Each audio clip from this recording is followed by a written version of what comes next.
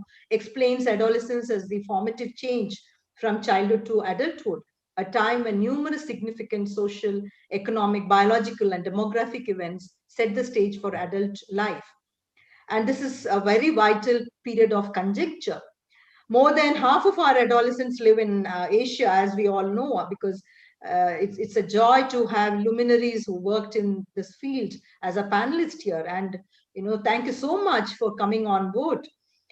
This is the time when we all need to join hands and see that one of the biggest population, 350 million adolescents from South Asia, about 243 million are from India, 21% of the Indian population. And we can imagine 21% of the population is like a country in many other contexts. So it's a whole country, in fact.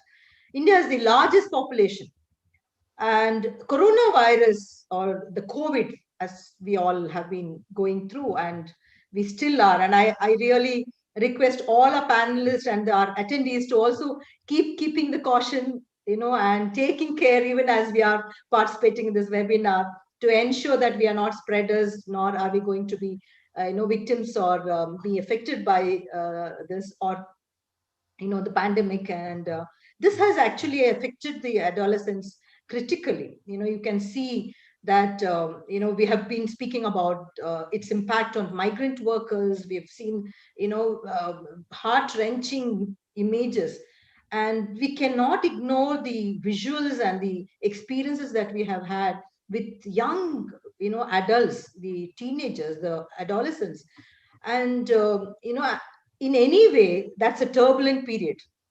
Adolescence is a turbulent period in many ways. Some of them show and vent it out. Some of our young ones don't vent it out. They suffer within, or they go through a very turbulent time within themselves.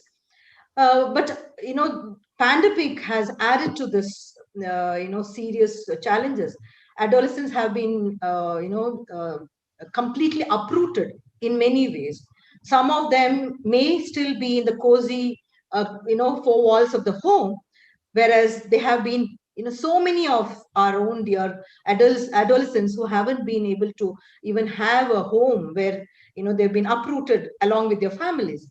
And staying away from school, many of us would have thought it would be wonderful, but even the most notorious and the naughtiest children have not really enjoyed being away from school. Of course, initially, they might have celebrated it like a holiday, but it's not been so. So since the closure of schools as a part of prevention strategies, adolescents are stranded at home, resulting in social isolation. There is suppressed activity. It has affected their mental well-being, their friendships, familial relations within, as well as their access to reliable information. We know there's been so much of misinformation again, with regard to the pandemic as well. So there's this one group of thinking, bright and smart minds who are actually being disrupted. There have been consequences of COVID-19 pandemic with which has put adolescents at a higher risk.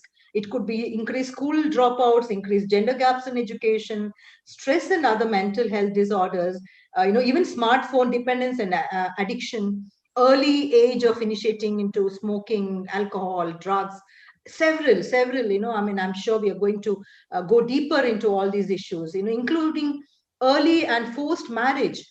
Even within my own campus, we have had experiences where the girl students who were there in the last semester have suddenly not been able to show up in our campus and in our classes. And it's really a big matter of concern, early pregnancies, teenage pregnancies. And as we all know, just like the shadow pandemic, which has affected the women, it has also affected the adolescents with sexual assault, increased violence against adolescents at home. And not all of us can say that the home is a safe place to be, because we know that that could be the site of a lot of conflict and violence, and irreparable harm at times, which can create a lasting aberration or a scar in the minds and the personality of the adolescents.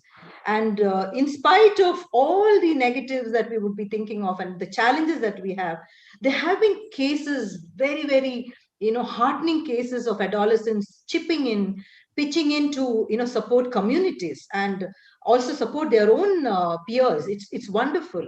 And I've been witness to some beautiful camaraderie, support to the less privileged friends of theirs, many kinds of solidarity that has built up. And that's the hope for us.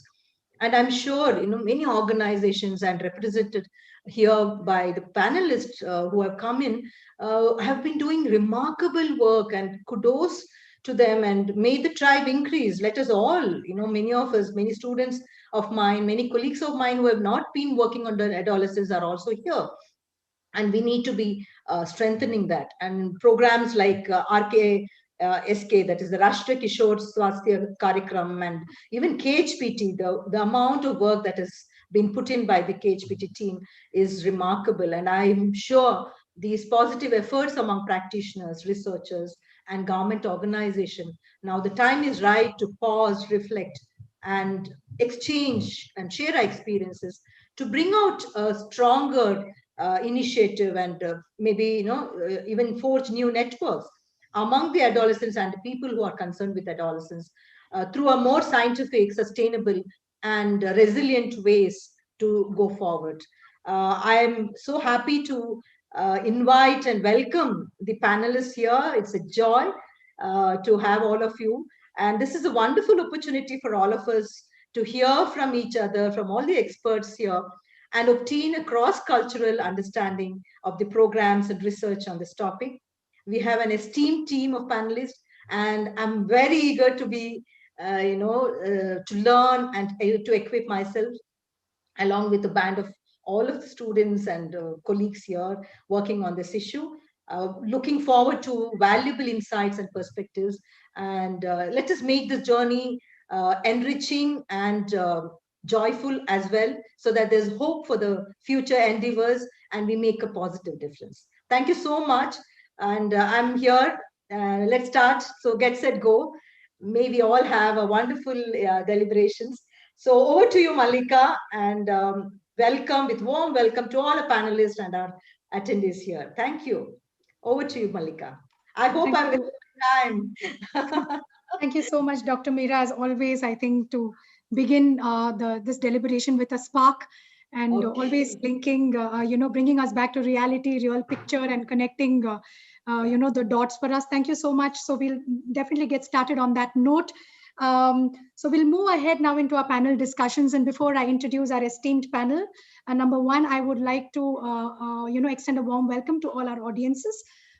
We have a separate chat room here, and I would encourage our audiences to leave their questions, their comments in the chat room, and we are happy to direct them to our panelists and our speakers during the course of our deliberations. So please do engage with us, and we'd be happy to take on questions and comments. So thank you so much.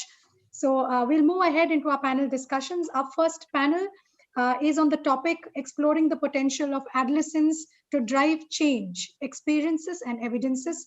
Panel 1 will focus on some practical approaches that have been adopted on the ground, what has worked, what hasn't worked, what have been the learnings and the insights that can actually serve as a good point for organizations and stakeholders working on the issue to think about while they design strategies and programs to work with adolescents. Now, our esteemed panelists for panel 1 include Dr. Venkatramana Chandramouli. Dr. Chandramouli is a scientist with the Adolescent Sexual and Reproductive Health Program with WHO's Department of Reproductive Health and Research. Dr. Chandramouli has presented at several global, regional, national, and international conferences, and has authored, co-authored several books, chapters, blogs, and over 90 peer-reviewed journal articles on the subject. So really coming with very rich experience. Dr. Chandramouli is passionate about applying the best evidences we have to improve adolescent lives around the world. A very warm welcome to you, sir. It's a privilege to have you with us. Thank you so much. On this panel, we thank you. On this panel, we also have with us Ms. Mansapriya Vasudevan, Adolescent and Youth Development Specialist at UNICEF India. So Ms. Vasudevan is a feminist and a human rights activist with the experience of working with women, girls, and diverse stakeholders across communities.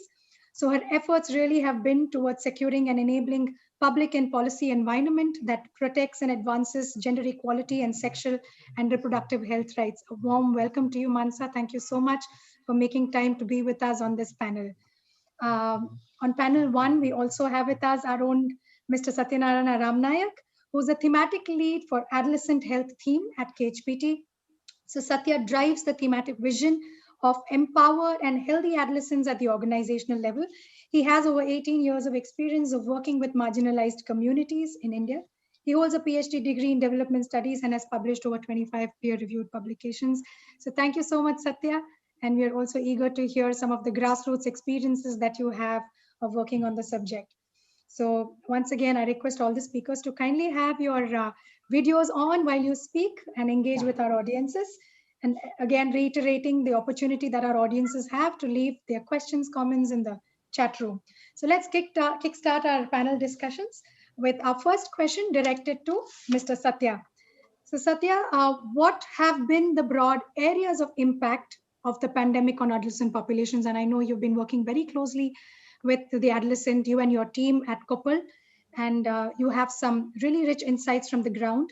And is there anything unique to the COVID-19 pandemic that hasn't really been witnessed in the past when it comes to the adolescents? So I would like to direct this question to you, Satya, and over to you. Thank you, Malika. I'll start with sharing my presentation first.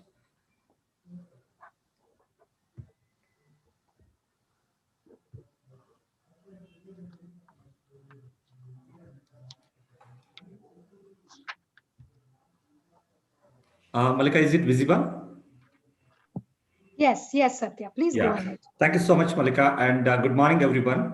As Malika introduced, I'm Satyanarayana. I'm associated with KHPT since more than 18 years. I'd like to start this presentation by trying to look back at the experience that we had as an organization across two time periods. One was we started working with the adolescent population in the HIV/AIDS context, and we continue to work with these populations during even the COVID situation. And we want to see the situation, look back and see how these two epidemic has really brought some issues in the adolescent population. So KHPT as an organization, we started working with the marginalized community in the HIV prevention context. And we worked with vulnerable adolescents, especially the children of sex worker, children of Devadasi women, like those who enter into the sex work through a traditional form of sex work, OVC, orphan and vulnerable children, SC/ST, and the other marginalized community. As we all know, HIV epidemic has posed quite a number of challenges on the adolescent community, especially on their health and well-being. And it has pushed vulnerable to more vulnerable condition, and it has again repeated now in the COVID-19 context also. Thus, the learning from our HIV prevention work is based on this learning. We try to find out an alternative intervention model which can empower the adolescent, address some of the structural drivers of the vulnerability. So in this context, we started the whole work with the adolescent population in KHPT. So during this period, we've engaged with the adolescent community through different programs and research. This was a kind of formative research stage, and we asked quite a number of questions to understand their vulnerable, different factors making them too vulnerable. And the one key question was like we asked to the community was, who is your role model? And the response was either teacher at the school or the mother at the home. That's at the individual level. And the others like Gandhiji, Mother Teresa, Abdul Kalam at the distance level. So they never considered themselves as a role model girls to others, or they never even found role model at their next door or the village or within the district. So this was a kind of this made us to think and design an intervention in Koppal, Northern Karnataka, where the school dropout and the child marriages are significantly higher than the state average. So this program is called Spurti Girls Lead Girls Intervention. The project started in the year 2016 and up to 2018. And it was funded by Ajim Premji Philanthropic Initiative. The project we tried out in the 51 villages in one of the block, the Koppal district. And basically, the idea was that we worked with 640 role model girls, identified them carefully as a role model girls, a kind of very purposive selection. And we did an intensive intervention with these 640 role model girls for the 1.5 year, the beginning of the project. And then later period, the 640 girls worked with about 3,600 girls as a real role model. They supported them. They have taken the intervention to their level, their level, and they try to inspire them, transfer the whatever their learnings to the peer girls. The intervention also worked with parents, boys, and community leaders at the village level. So more specific and intensive intervention activities were carried out with the girls and the parents, especially with the girls at the village level. At this 51 village level, groups were formed where the girls can come meet each other and discuss. And the life skill education modules were introduced. This was about a 6-month long life skill education module. And we also, like the project also included an exposure visit where the girls, first time they moved out of their village, met women achievers, many other people outside their villages. And the project included leadership and the communication training. There was a Samvada. Basically, Samvada is basically between the girls and the other community members, especially with the parents, boys, and other community members. The Samvada gave girls an opportunity to raise their question, raise their issues, concerns, and also question the community about the gender and social norm. And there was a technology bit introduced where the girls made their own videos of the success they have achieved and the challenges they have faced, and shared that with the other peer girls in the villages. That was a kind of learning for them. And the tutorial classes as part of their academics was also organized. And the project intensively worked with the parents also, especially outreach with them, counseling with them. There was a couple workshop, monthly meeting. Especially the working with the parents has really helped to improve the parent-daughter relationship. And girls were able to negotiate the many the challenges they faced with the parents, especially. The improved parent-daughter relationship was one of the key aspects in the project, and work with boys and other stakeholders also. So basically, the project used empowerment framework to address the gender norms. There are 3 aspects: power within, power with, and power over, where the program have emphasized the importance of the power within and means to develop adolescent self-esteem, confidence, and the consciousness of the source of their vulnerability in the power within. And power with is basically to emphasize the collective empowerment or the power with others to effectively address power imbalance and to achieve the social transformation.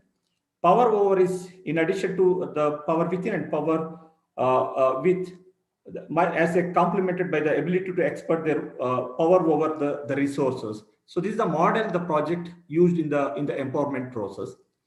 So I'll not go into the details of the outcome of this project. Basically, we have conducted both quantitative and qualitative, systematic qualitative and quantitative evaluation. I'll very briefly share some of the key findings from the quantitative survey.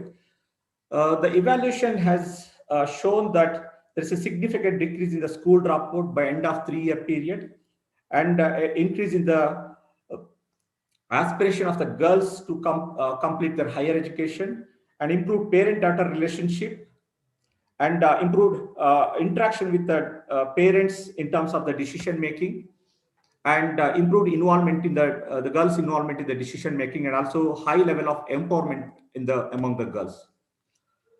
So this was very briefly about the project we implemented for a 3-year period, and but still we continue to work with these adolescent girls. There are about 4,500 adolescent girls after the project end officially in 2018.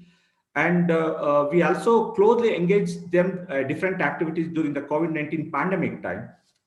So after the lockdown, in the month of July and August 2020, we have conducted a cross-sectional survey with these girls. About 354 girls were included in this quantitative survey. The objective was basically to understand how the COVID pandemic and the lockdown has impacted on their life, basically. So because we worked with them for a more than a 3-year period, and how the girls are responding, what are their situation, what are the difficulties they face.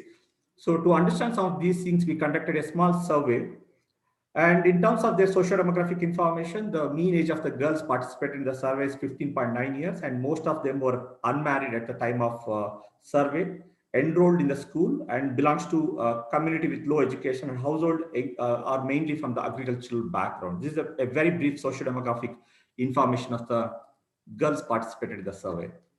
So in terms of the findings are really shocking, and it spread lights on the different difficulties girls faced during the pandemic situation. So the findings shows 51% of the girls lacked excess sanitary pads and 58% resorted to unsafe cloth pad. 86% of the girls' iron folic acid tablets had not been recently received, and midday meals through was abrupted, affected because the schools were closed at that time. There was about 5% girls asked to leave school, and 59% reported apprehension returning to school and coping with the studies along with the fear about COVID-19. And the 15 girls, there are about 4% had been engaged or married during the lockdown situation. Household income had been severely affected for about 25% girls and slightly affected for about 48% girls. Large majority reported spending most of the time in household work, and a majority also reported having a time for leisure. There are about 64% girls said it's a leisure time. 21% reported increased burden of household work, and 9% were forced to work outside the home, and reduced opportunity to meet friends. Social gathering was abrupted. These are some of the other issue girls raised.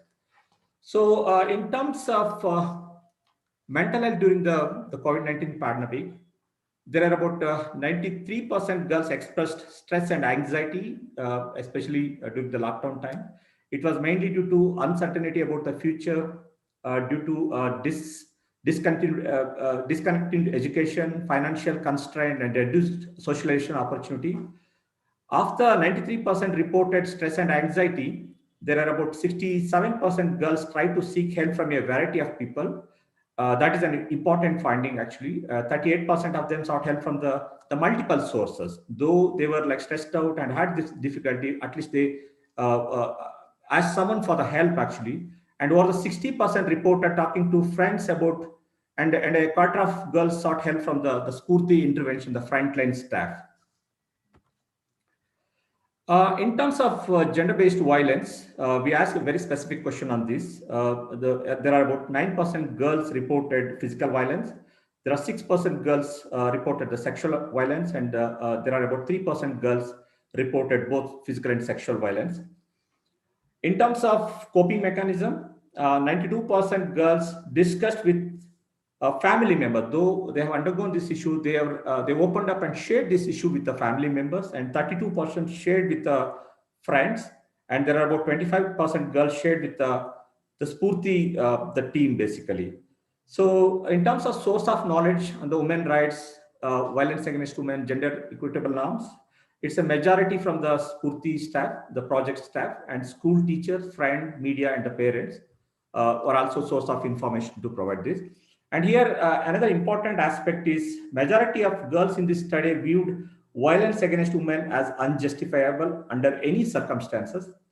However, when it comes to a situation like pandemic, like the COVID, they felt that it is justifiable. So we can imagine that how difficult time it was and how the amount of the pressure and other things they have undergone during this pandemic time. So during the pandemic time, girls engaged in the different voluntary work and especially supporting their friends, family members, their own community members. That's really an inspiring to all of us, especially though they had difficult time, but they overcome and they helped others. Some of our qualitative case studies and information captured some of this story. So girls shared the videos, question paper, and educational materials with the other girls, basically, especially the role model girls. They have shared their learnings with the peer girls. They have taken the session during the time. And the girls also ensured study and uninterrupted supply of the sanitary pads during this time. In fact, one of the girls from our the intervention area, she wrote a letter to the district collector in Koppal asking because at that time the Suchi sanitary pads were not supplied school and the panchayat level. She wrote expressing her concern. And the district collector responded back immediately and made an order to make sure the sanitary pad will be available at each and every village level. So they have taken that kind of initiative, and then this message got into the minister, women and child, and the minister visited that village and met the girl and acknowledged her work. Actually, they have taken that very responsible leadership role, and the girls also prepared a low-cost mask and shared that for the free of cost to at the village level. See, this is some of the kind of voluntary work they have did, and it's really an inspiring. And the other important work during this pandemic time, especially during the lockdown, many people returned back to their home because of loss of job, especially from Koppal. Many people migrate for the labor job, and they return back to native. And at that time, in the village level, they were jobless. And a couple of girls from a few villages, what they did is basically they connected these men and women to the NREG scheme. Basically, they played a leadership role and filled the job card for that. And like there are about 100 men and women got the job during that time. And the girls also supported in the frontline worker during the pandemic through outreach activity, especially distribution of the emergency kit. And there are some household survey. They helped the frontline worker like Asha, Anganwadi, and the ANM at the village level. So these are all like some of the work they have done.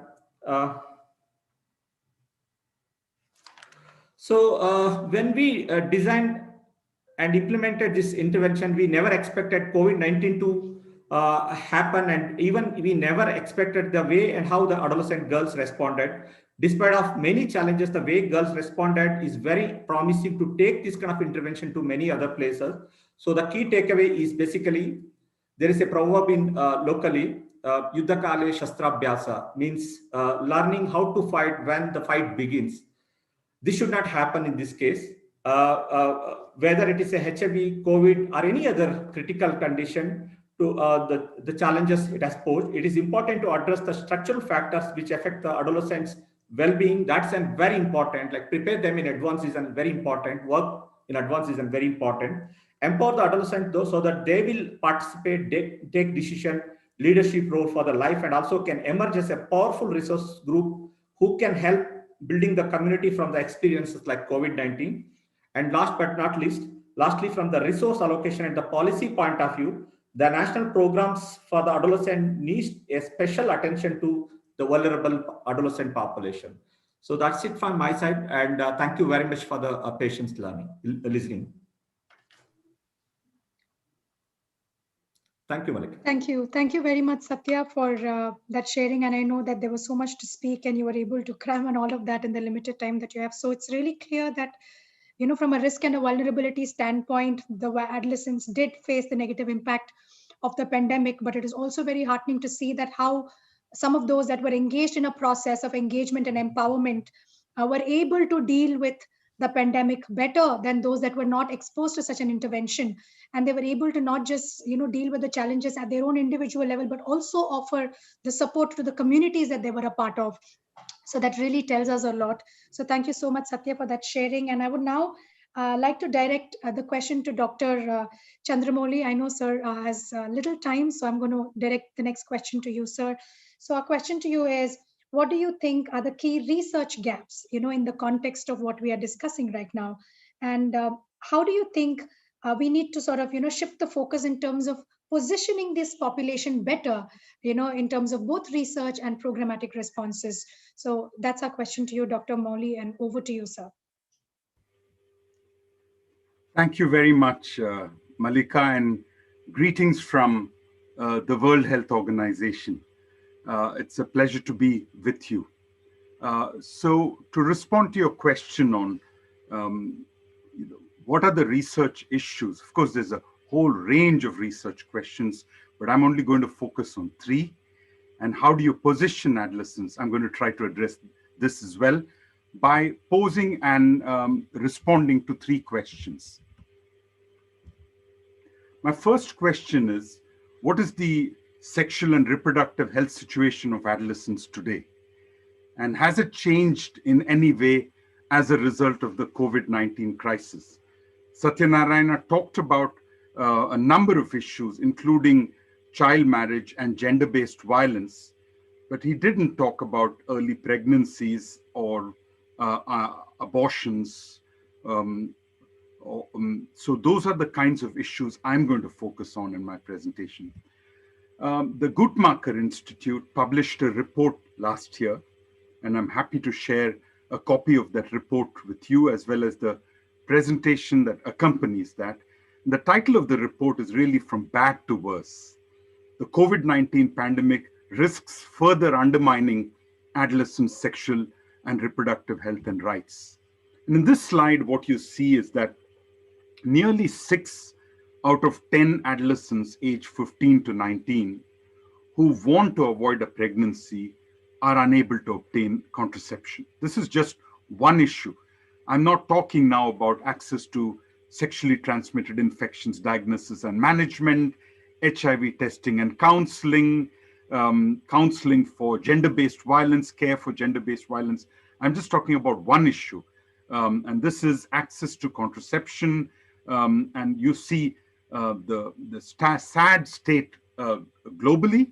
And I'm going to talk about the situation in India as well, and the consequences of that in terms of unintended pregnancies, of abortions, often unsafe, of childbirth, are all seen on this slide. So the answer to the first question is that although there's been enormous progress in adolescent sexual and reproductive health globally since the International Conference on Population and Development in 1994, globally the situation in terms of access to SRH services is poor. And this is certainly true in India. As a result of COVID-19, again, as Satyanarayana talked about various effects of that from his research study, wonderful that this local research is carried out. This is so important to inform local decision making. So I really applaud you for this kind of local research. SRH services and outcomes that are potentially impacted, again, based on projections, based on data from over 120 countries are listed on this slide, and I won't go over one by one. But essentially, when services are closed or services are disrupted, or when people don't want to go to services because they worry about getting COVID infection, you have lots of consequences. Sexual and reproductive health consequences and non-sexual and reproductive health consequences. My mother lives in Bangalore, in Koramangala, and she's 91 years old.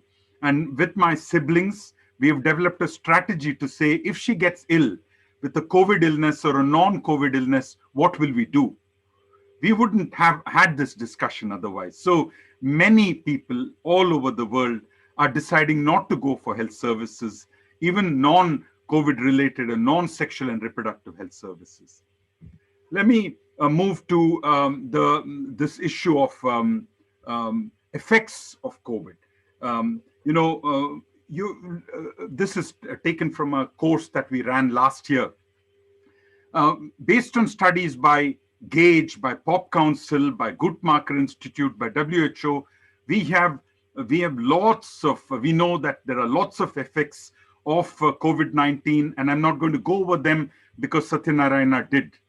What I'd like to do is to point to some findings from the Gage study, the Gender and Adolescents Global Evidence. So they've done studies in a number of sites. Just like Satyanarayana has shown, there are studies going on now in 24 countries around the world. And I'm just going to point to two issues. Access to healthcare, especially sexual and reproductive healthcare, has been disrupted. Pandemic effects on child marriage are mixed. And I think this is very important to be clear about. We have to separate advocacy from evidence from research. And we need to make sure that our evidence from research, our advocacy is based on evidence from research. Sometimes we exaggerate and sometimes we tell white lies because we think that's important to get the ears of decision makers. And that is bad public health. 2 years ago, we published a paper showing that child marriage does not increase the risk of HIV. Child marriage advocates have been saying it increases the risk of HIV. No evidence. I am a big champion of menstrual health and menstrual hygiene. I grew up in a South Indian Brahmin family when my mother was not allowed in the kitchen when she had her periods. This is one of my big areas of work. But at the same time, I constantly say there is no evidence that poor menstrual hygiene leads to ascending reproductive tract infections and infertility. Sometimes we oversell the evidence and we tell lies, white lies, well-intentioned lies, but lies. So there is still not widespread evidence on child marriage. I hear from advocates in North India that families are actually deciding not to marry their girls because they have not been able to save enough money. And boys' families with job losses are not ready to get married. So let's not oversell. I'm not disputing what was found in Satyanarayana's study or what Meera said, but let's be careful in not overselling the situation based on 3 cases that we found in our communities. And the last point is age and gender-based violence. Now, what are the challenges that adolescents face in obtaining the services they need, and how does it affect, what can be done to address this?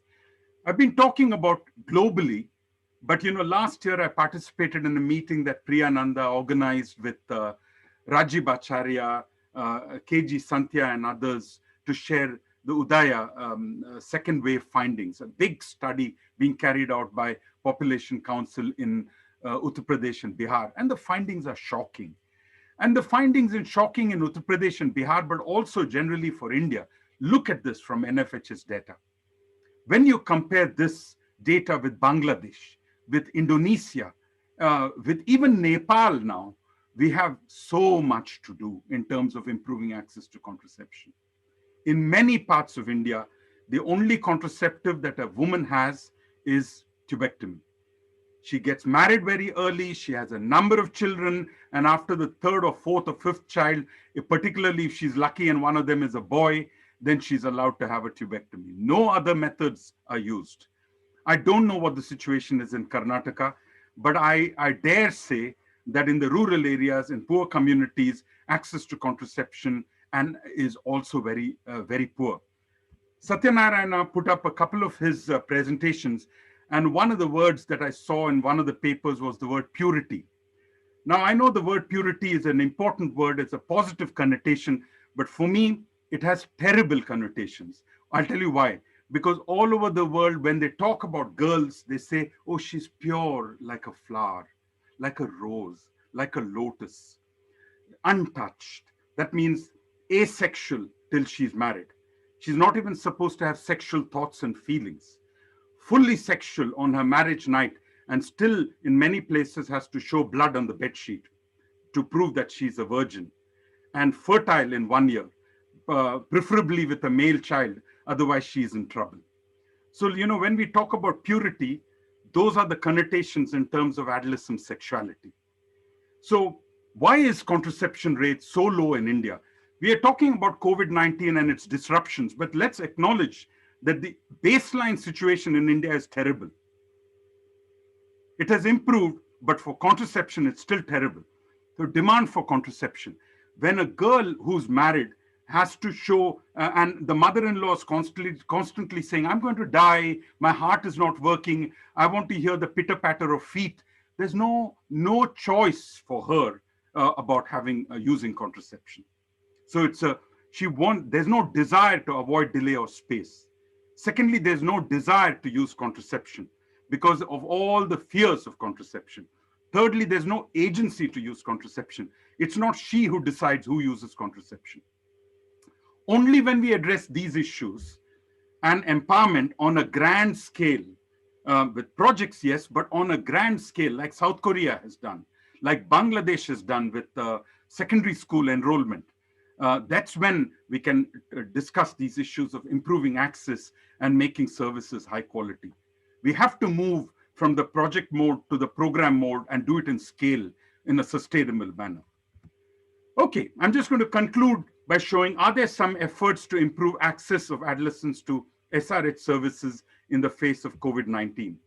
WHO published guidance on continuity of services in the context of COVID-19. It did not address SRH of adolescents very well. So we published with UNFPA this document called Not on Pause. which addressed all these 8 interventions, which are part of the Guttmacher Lancet series. And I'm just going to share with you one example from contraception. You talked about, Malika, about adolescent involvement. So we are working with young people to make sure that they actually go and vet these services and check and see whether these services are friendly. Because it's very easy for us as providers to say that they are friendly, but are they friendly from the adolescent perspective? And I'll give you one concrete example. So 4 examples. The first one is from Seattle in the US, where the Kaiser Memorial Permanente Hospital, which had already was working with adolescents, put in place telecounseling services, and then had video counseling if they needed to see the adolescent, and then a visit only when absolute necessary, for example, inserting an IUD. So the kind of graded approach to use telecounseling to reach services, which is available and which we should be able to provide in big cities of Karnataka and elsewhere in South India. The second is Ethiopia. Ethiopia is another, wonderful example of how they have strengthened primary health care. And very quickly, once they got the message that they could, that COVID-19 was closed, because of COVID-19, services had to be closed, they set up a Telegram group to keep in touch with managers and providers, developed guidance, and as soon as they could reopen, they reactivated services and started providing contraception to adolescents. Another example is Mary Stopes in Uganda, which distributed posters about service availability in the community, used an existing digital platform, and also provided outreach services. This one we got vetted by young people. And the last one is from Bihar. Love Matters has a WhatsApp chat box called Ranjana. And so when you write to, and you can check it out, when you write to it and say, where can I get condoms or STI treatment and care, they point you to the closest provider. The access levels are extremely high, and we could clearly use such services. I want to conclude with this. I'm Indian. I'm very proud of being Indian. I know that there are many good things about India, but we are 1.3 billion who have sex every day. Otherwise, we wouldn't have children in huge numbers, but we can't talk about sex. We can't talk about adolescent sexuality. We can't talk about premarital sexuality, and that has to change. I'm 63 years old. I had sex before I was married. I would like our people in this discussion not to talk about those adolescents out there, but about your experiences as an adolescent. And your experiences, just imagine sitting at home with nothing to do, where you can't talk to anyone, but you can sit in your room and, watch hardcore pornography. We have to talk about these issues. So adolescents continue to face the barriers that they faced. NGOs have innovative ways. We have to move from an RKSK program which is sanitized to an RKSK program which responds to the real needs of adolescents, SRH needs as well as other needs. And consistently, we should use data and evidence, not anecdotes and not impressions, to drive our programming. Thank you very much.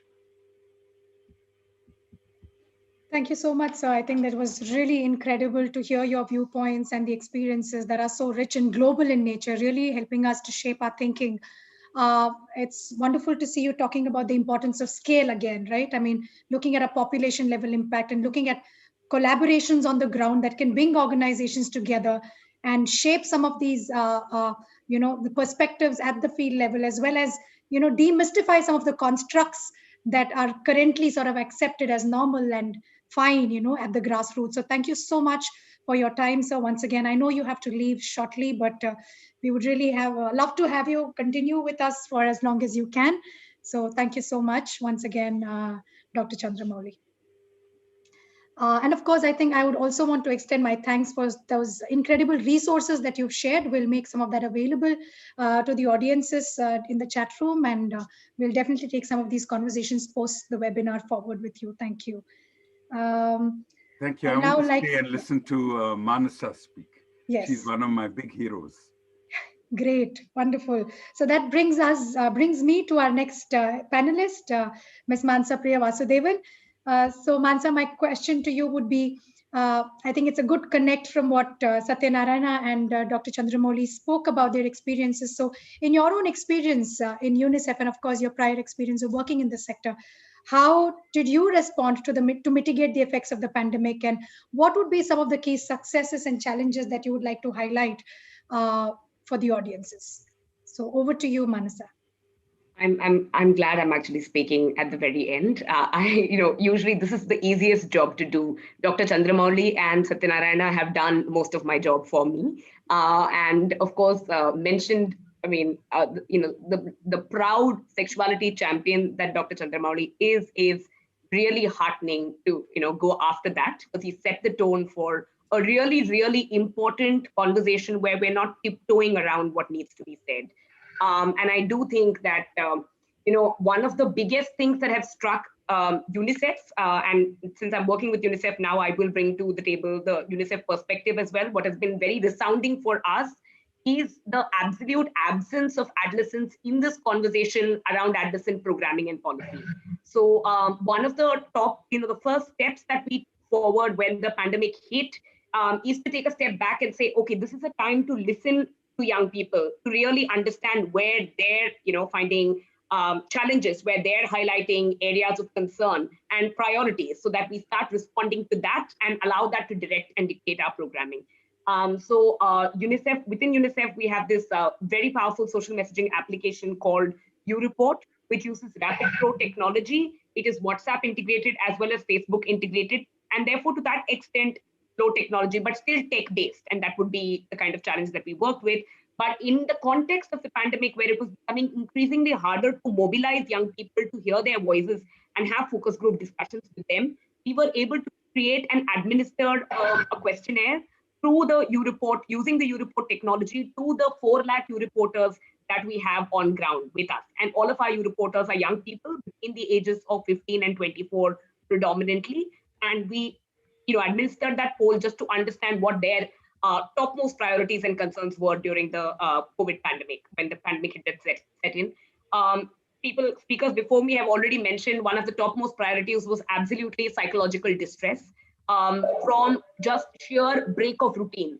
And that was, people were, like Dr. Chandramouli pointed out, if there is absolutely no school, and the schooling system, especially in India, takes up a significant amount of a young person's time.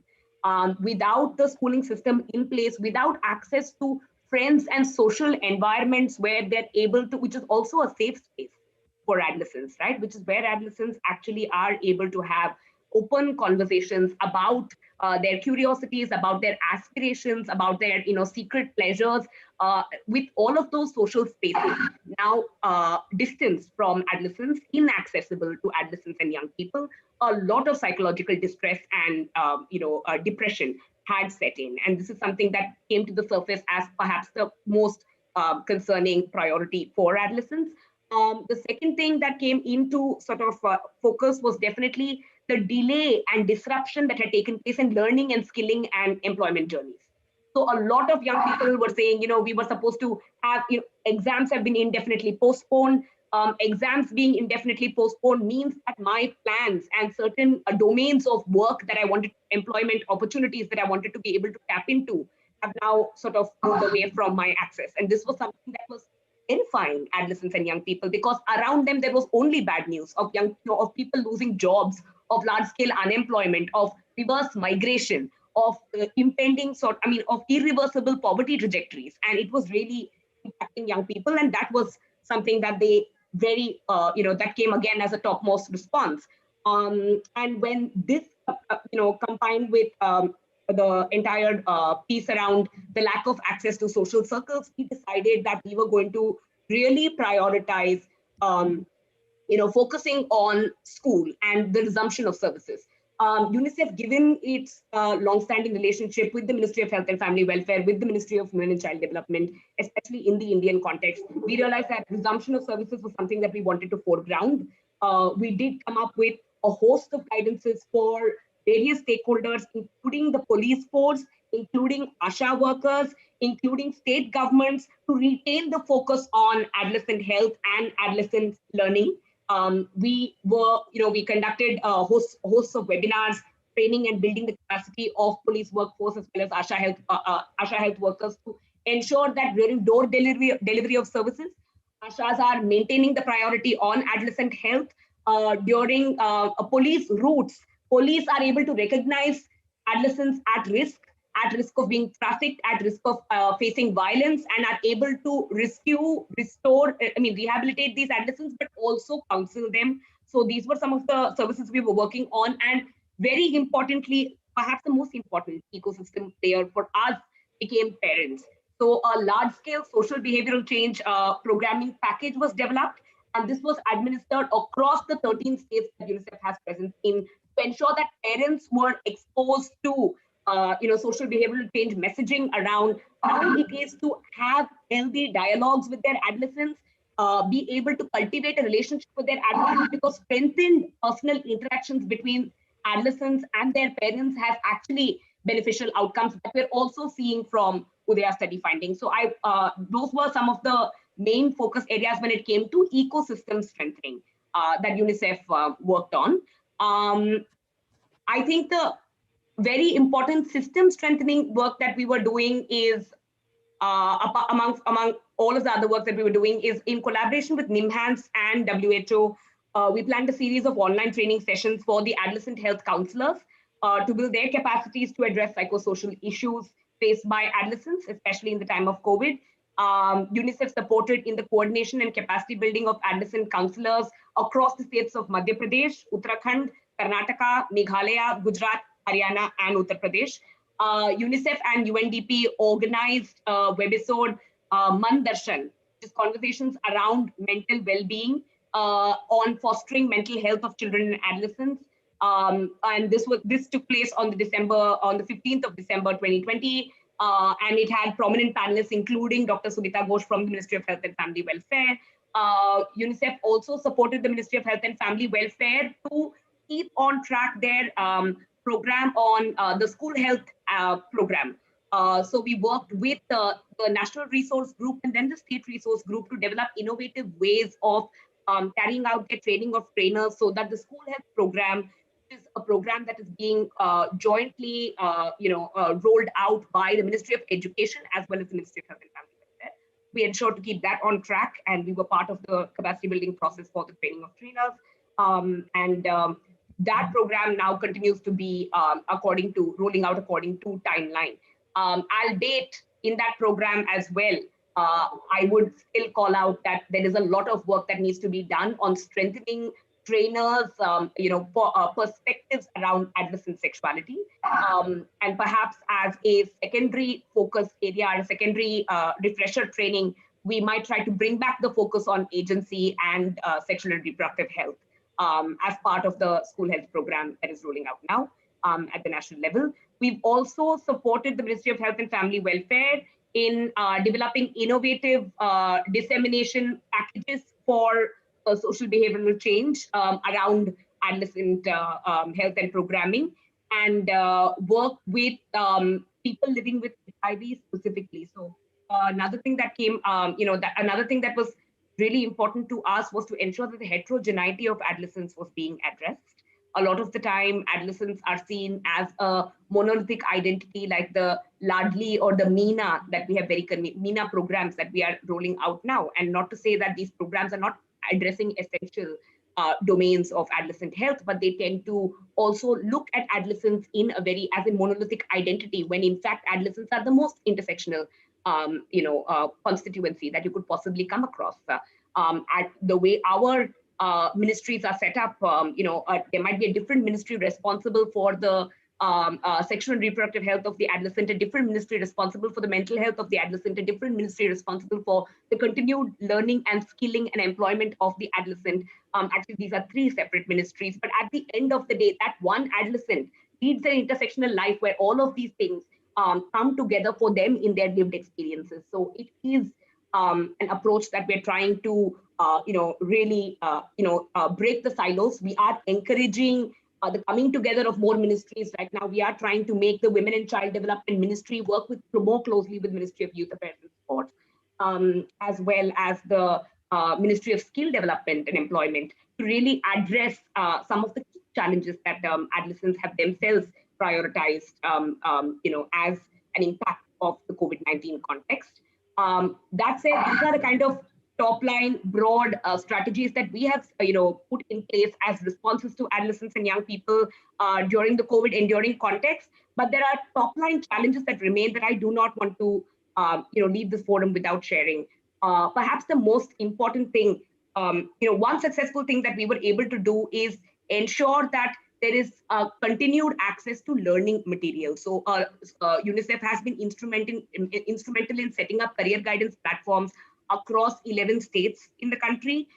We have also developed our own learning management system, which is acting like a virtual library that has around 206 resources around life skills education that we are continuously pushing through our civil society organization partners to adolescents and youth to ensure that there is continued access to learning and skilling material. But perhaps the challenge that we're continuously facing is that the blended approach is not being successfully implemented, as a result of which engaging the most marginalized adolescents who live in digitally dark areas and in digitally disenfranchised communities, it continues to be one of our biggest challenges.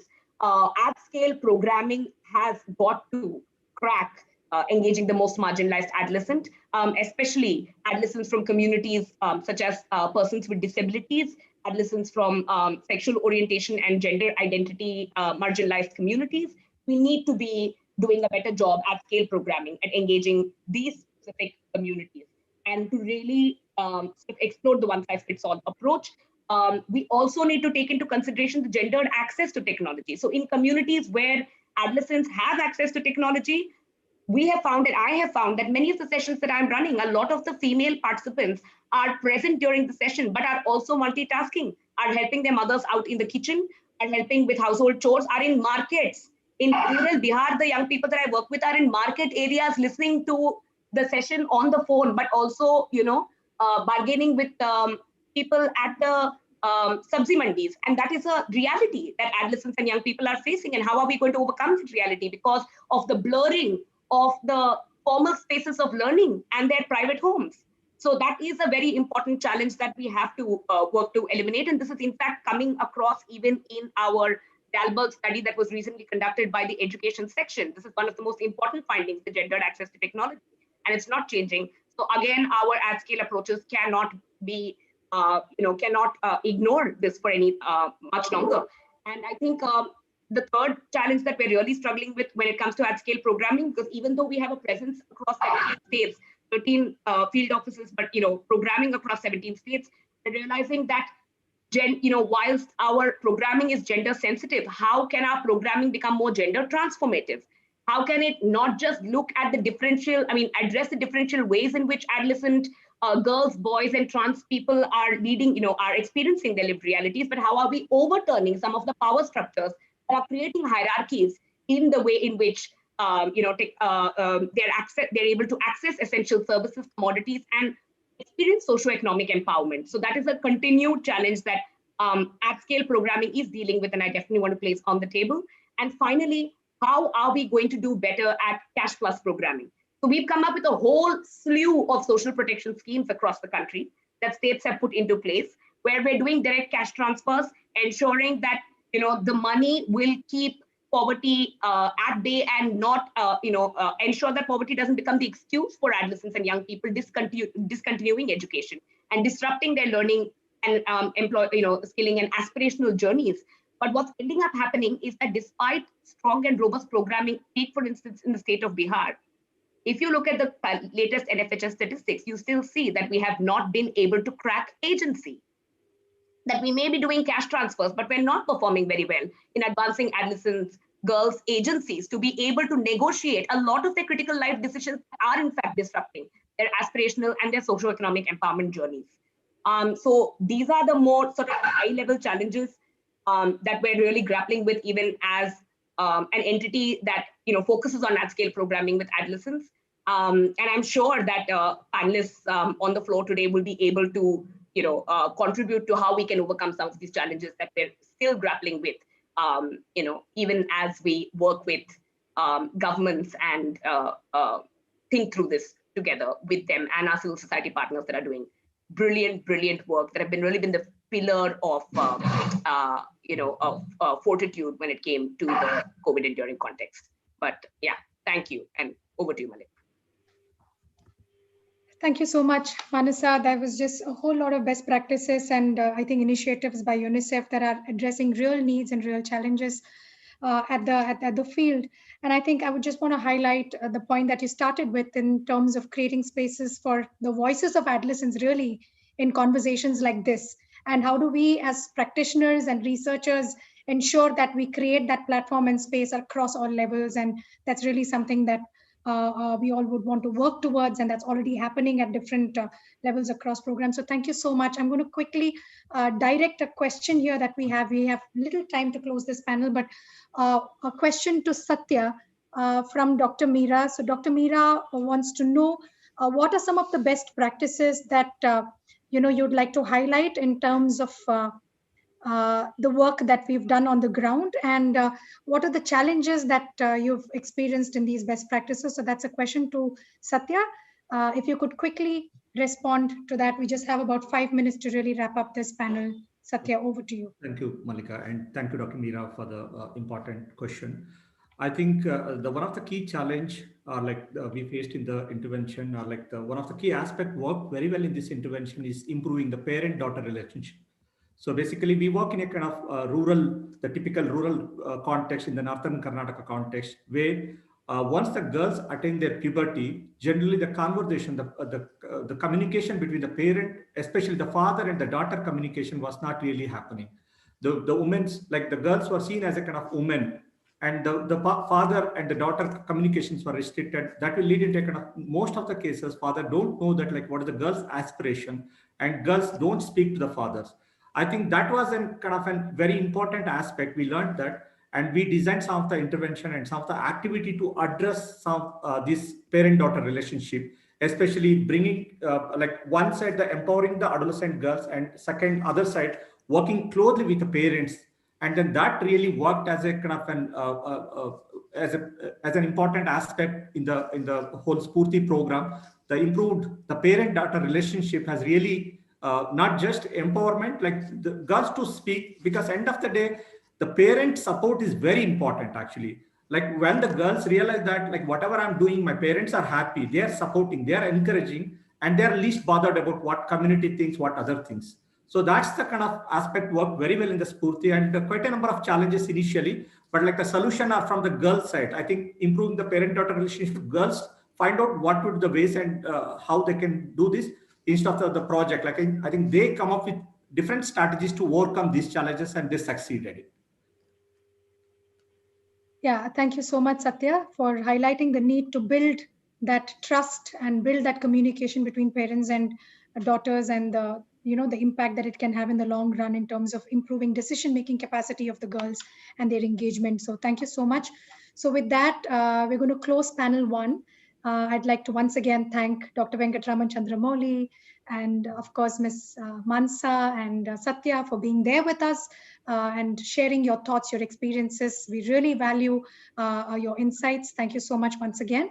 I'd now like to hand over the proceedings Thank to you all, Maitreyi. and all the best for the second part of your webinar. Huh? Thank you so much, sir. Thank you so much. Maitreyi, over to you. Maitreyi will be moderating panel 2.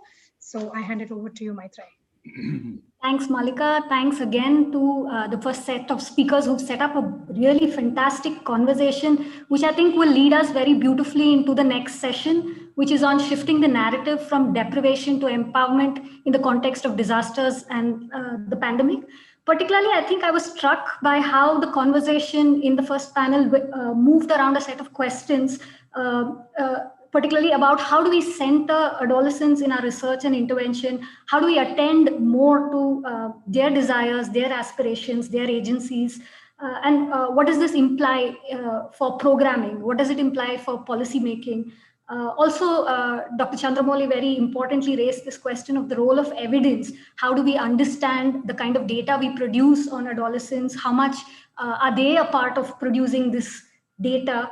I think Dr. Manasa very nicely sort of mapped on to this question by talking about innovative methods, not just for research, but also for intervention. So I think these are the set of questions that we can probably use to push this conversation forward in the next session. And to do this, we have, again, three eminent panelists with us. Dr. Renu Singh, who's the Country Director of Young Lives India, Dr. Priyananda, who's the Senior Program Officer of the Gates Foundation, and Ms. Shrutika Jadhav, who's the lead at the Dasra Adolescent Collaborative. I don't want to take up much time, and I want to first invite Dr. Renu Singh, who has a long experience, not just in research, but also as an educational practitioner, and has worked very closely in the policy space as part of various joint review missions of the MHRD, as well as within the working group of the ECC committee of the Government of India. Dr. Singh, without taking any more time, maybe I can direct the first question to you, which is around what would you say have been the predominant frameworks and discourses that we have been using to understand adolescents, both from a sociological and psychological perspective? Do you think we've exhausted the limits of some of these frameworks? Do you think there are new ways in which we can conceptualize adolescents, particularly from all this data that we've been hearing about during the time of the pandemic? So Dr. Singh, over to you. Thank you very much, and thank you for inviting me to be on this panel, and morning to all the panelists and friends on today, and everybody on the webinar. I think in terms of the pandemic, what has come out very clearly is that, you know, we are continuing to see, as you know, Dr. Chandramouli has mentioned, as well as Mansa and as well as Satyanarayan in the first panel, that of course this has been a period which has been very stressful, led to a lot of anxiety, and the Young Lives longitudinal study that we have been conducted since 2002 across 4 countries, that's Peru, Vietnam, Ethiopia, and India.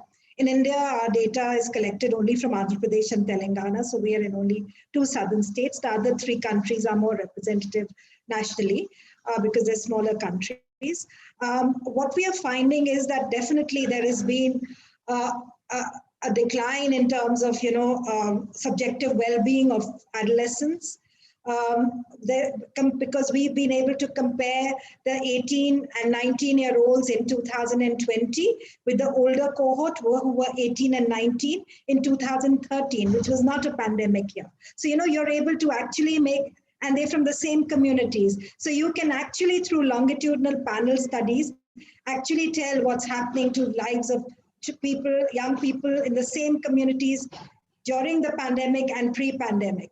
So we are fortunate because we've got all this data of both the cohorts, and also we've been following the same people. So what is very clear is that, yes, there is definitely, like Mansa said, I think not enough focus has been you know, given to adolescents in terms of the response, the response, programmatic response, particularly I would imagine at the government level, because we've suddenly decided, okay, so adolescents should be doing virtual, education through online platforms, and we know the digital divide is so tremendous. In fact, we've done a study with head teachers. 350 head teachers in Andhra Pradesh, Telangana, both private and government, to understand how the schools were responding. We've got a situation where private schools are almost as bad as government schools. It's not, because these are low fee charging private schools we're talking about. So it's not as though, only the poorest children who go to government schools who are suffering. It's adolescents, across the board who are in rural areas. So for example, children in Srikakulam cannot even if they have a phone at home, it doesn't work. So they don't have a network in those, when they drop on a hill, so they have to come down to be even able to access, internet. And so the issue here, I think, is that, yes, in terms of the research, I think we are still very much looking at I would imagine some of the older models where we are looking at stress are still being a clear factor during adolescence. And I'm really glad when, Satyanarayan talked about using young people to act as role models and therefore using positive role models. But what do you do during a pandemic like this? How do you even have access to role models or peer groups or get together for discussions in light of digital divide that happens? I think that's a very critical thing that we need to take into consideration going forward.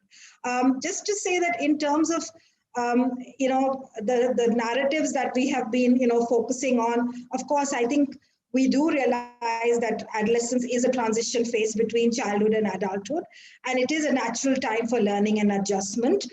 But I think we also are recognizing increasingly that adolescents are able to discover how to navigate new, often compelling social challenges, economic challenges, and they're constantly adjusting to myriad physical, cognitive, and emotional changes within themselves. So I think what is very important also, I think, is to understand from a programmatic perspective is that adolescence often is viewed as a development stage unto itself, but there are various stages within adolescence, and I think it's very important for programs to recognize them. And what I find is that often programs are actually addressing the 15 to 19 age group, but the early adolescents are left out of programming.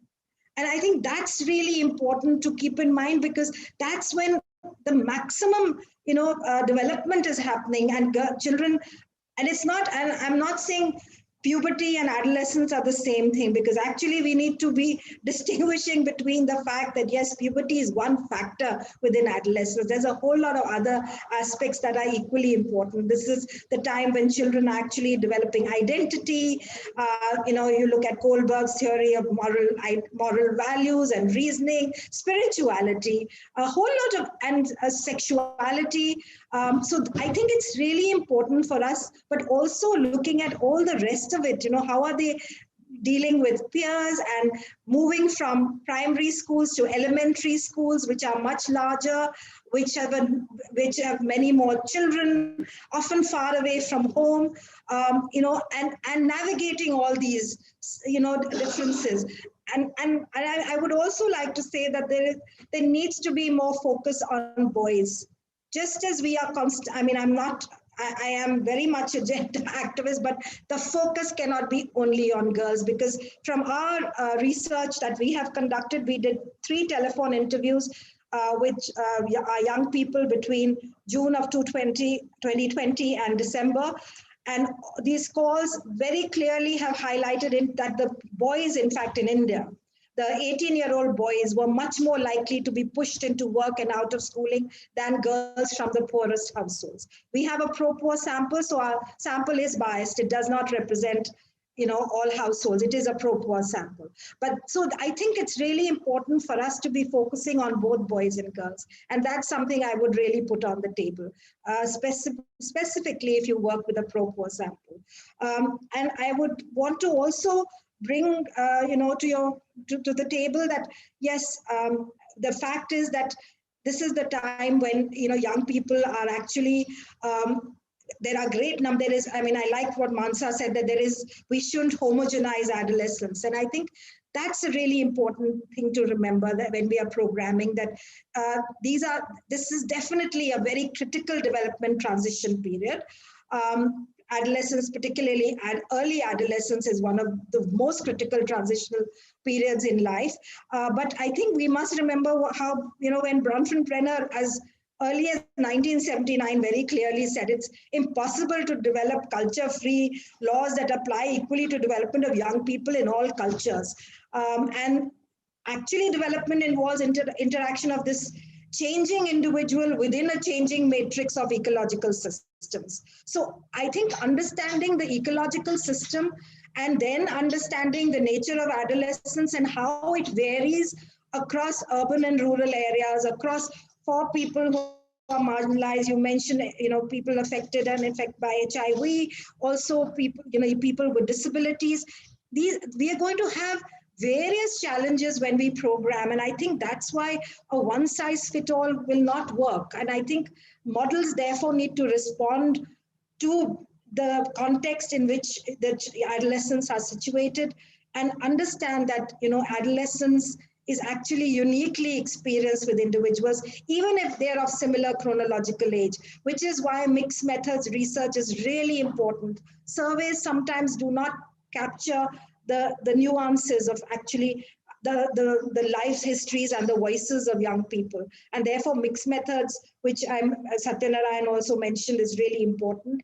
I would also think that one other important thing is to, I think you already talked about, parents and working with parents, but I think recognizing the role of significant others, because from a longitudinal study, we have clearly seen parental aspirations is hugely associated with progression of young people through secondary education and they occupy into the labor market. So I think working on building parental aspirations becomes a really important key programmatic interventions.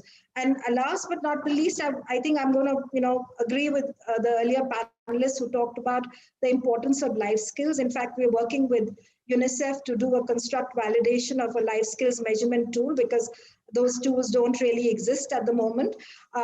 It's really important, I think, when we do research with adolescents, to make sure that the tools that we use actually are reliable and validated, rather than saying, okay, so this has been used in here in Tamil Nadu, and therefore I can use it in Maharashtra, because we've seen, even when we were developing the Hindi speaking tool in partnership with UNICEF, and we piloted it across 5 Hindi speaking states, what worked in one district in Dungarpur in Rajasthan did not work in another district in Rajasthan itself, because the dialects are so different.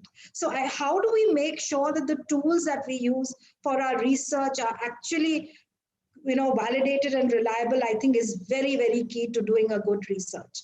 And of course, I would go back to saying mixed methods is the only way, but particularly in light of the pandemic, and if we want to really understand what's happening to young people, I would emphasize and overemphasize the need for doing cohort studies to be able to see change over time, because I think that is really, really important.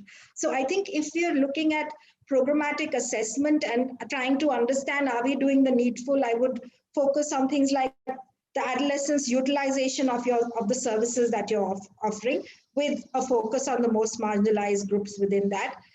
Are these services acceptable to the community? Of course, becomes critical, because significant others are so important. What is the services attractiveness to both boys and girls? And I'm going to say that again. Mansa talked about gender transformative programs. I would think gender sensitivity and gender transformative potential of program design is really important. Also, attractiveness and appropriateness for different, younger and older adolescents is very important to assess. The pattern of utilization, especially when there is, say, a pandemic, and the reasons why youth and young people will initiate or discontinue participation. I think all those are really important. But last but not the least, I think staff attitude towards participation and sensitivity to gender dynamics, fostering a non-judgmental environment, like you talked about, the communication with parents, and of course, effectiveness in conveying information and facilitating behavior change. As Mansa just spoke about, some of those platforms and materials that UNICEF has been developing. I think all these are really important to assess as we design and assess our programs. I'm going to stop now. Thank you, Dr. Singh. I think very important points, especially for especially for government programs. I think particularly the fact that you're pointing to the need to have a multi-dimensional view of adolescents when we think about programs, not just sort of reducing it to their biology or their development. I think that's a very important point for us to keep in mind. Also, not to sort of universalize this population like you and others before you have pointed out, the importance of looking at adolescents as a diverse group, both gender, age-wise, whether it's in terms of their vulnerability status, now adding to all of this, the digital divide. I think these are very important points, both for research and programs, like you're mentioning. And maybe that's a good lead on to the next question to Dr. Nanda. Just before she can respond, I'd like to just give you a brief introduction to Dr. Nanda. So Dr. Nanda is currently the Senior Program Officer at the Gates Foundation. She has previously worked with the ICRW and has a strong background in research on gender and adolescence. So Dr. Nanda, could you then maybe push this conversation forward by helping us think through what have been the nature of vulnerabilities and resiliences, the diversity in this that we have been seeing in the context of the pandemic? What have been the key factors that have both helped and hindered adolescent populations during this COVID-19 pandemic? And then how do we address some of this? Thank you very much. And I request Simona if she can put up my slides. And I'd like to actually thank all the panelists, because a number of the studies that I referred to have been their contributions.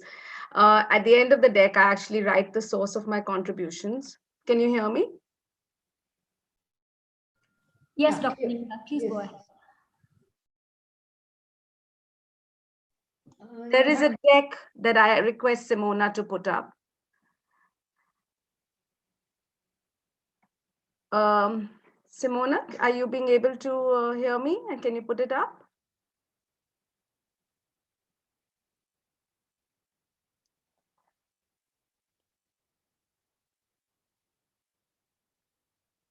Can I get a confirmation if Simona, you can put this up, please?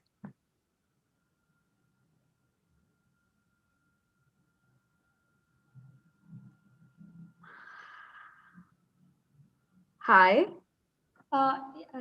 Malika, are you there? Will you be able to confirm if Simona is able to put this up?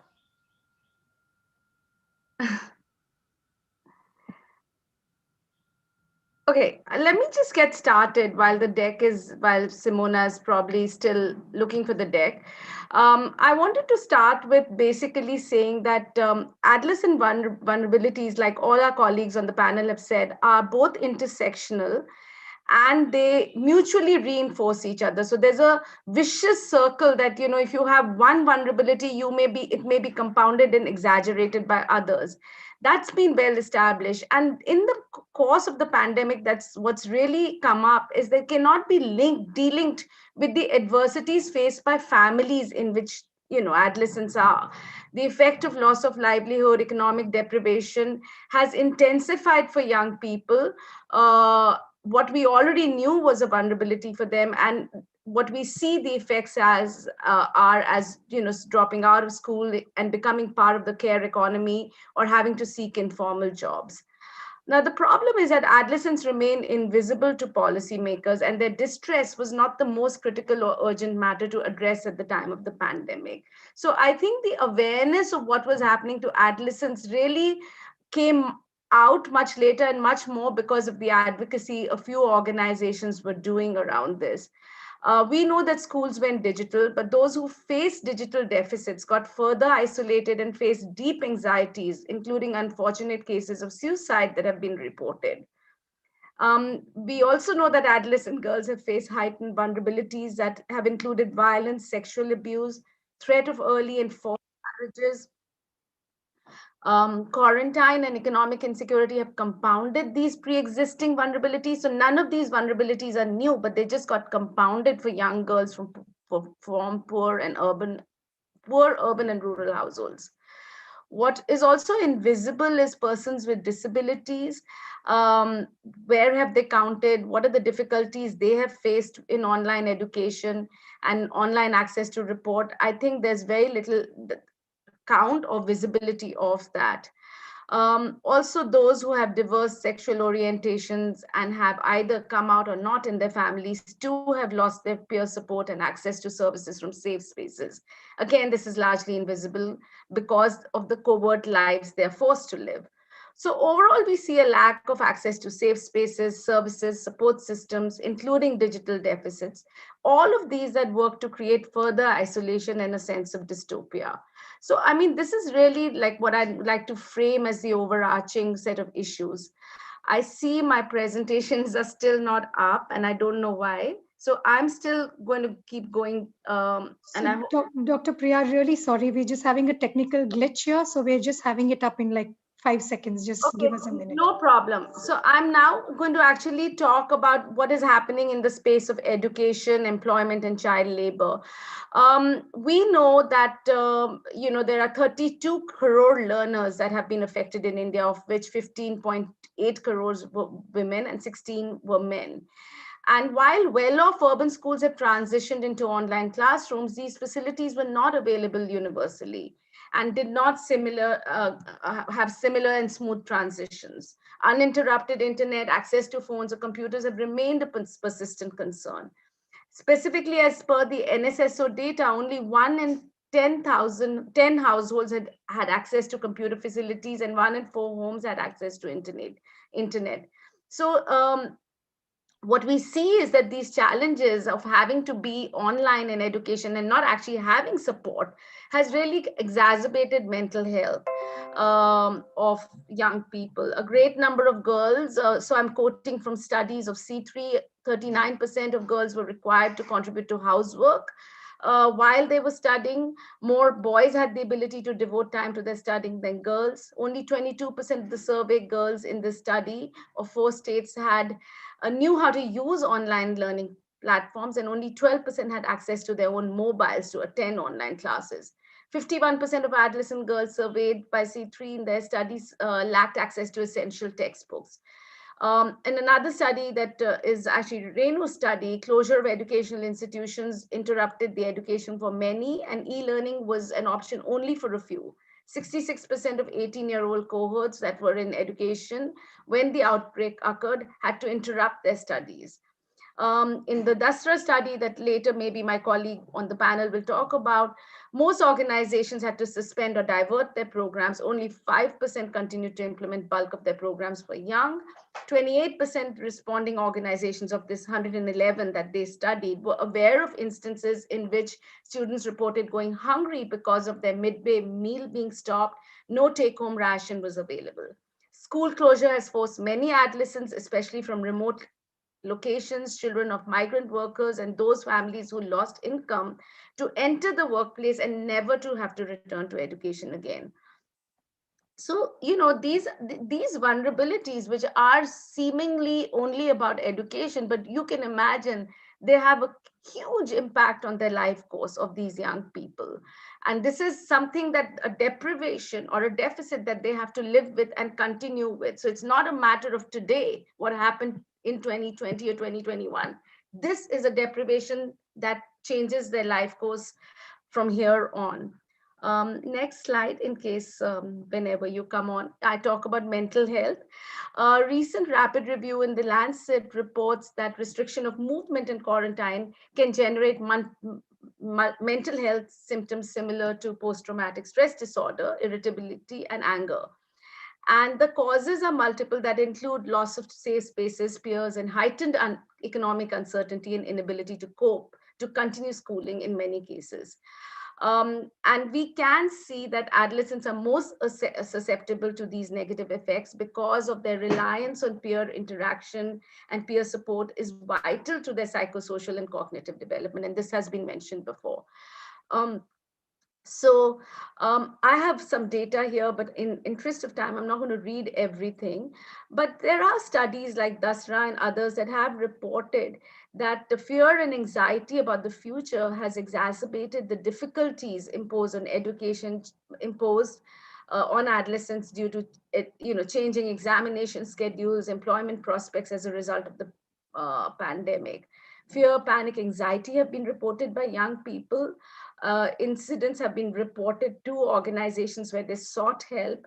A study from South India reported high prevalence of depressed symptoms, anger, difficulty in relaxation, and sleep disturbances. More than half of these adolescents were unlikely to seek help for mental health issues, and some were not even aware of any of these sources. Now, the question I asked, so many organizations also reported that adolescents have reached out where they've recorded and reported suicidal thoughts since this lockdown was imposed. Fears were expressed about the possibility of their own death or death of a family member. So on one hand, you see that awareness of COVID symptoms is high, but how to deal and internalize with this, how to deal with the uncertainty whether they will get it or somebody else in their family may get it. I think there's a lot of uncertainty and anxiety that there isn't a resource. I don't think if we say that there were helplines that were responsive and available and they were functional to all adolescents, that would be highly unfair. So I appreciate the efforts to set up these resources, but I can tell you that many of these resources are undercapacitated and they are not available to most of the population that we are talking about. I then would like to talk about violence and abuse. I don't know. I'm actually looking at my. Dr. Nanda, the slides are up. Okay, so thank you. Let me go to where you are. Okay, so you are on the violence and abuse. Violence and abuse. Okay, so incidents of sexual abuse against girls increased during lockdown than previously reported. And many organizations reported more incidents of a young person being at risk of human trafficking following the imposition of lockdown and also including incidents of cyberbullying, spreading rumors and morph pictures of girls. This is from the Dasra study. The child line 10998, a service which is provided by the Ministry of Women and Child Development itself, reported 92,000 SOS calls regarding abuse and violence in the first initial 11 days of the lockdown. That's a striking number. We've also seen a hike in child and adolescent marriages, something that we were very concerned about when the lockdown started and when COVID struck us, because of the perception of parents. It is the economic uncertainty that is really aggravating this desire to marry off girls early. And also, I think Chandra talked about the number of unwanted pregnancies among adolescents also spiked during the pandemic period due to lack of knowledge and access to contraceptives and ability to access safe abortion services. I mentioned this in the next slide again, please, next slide.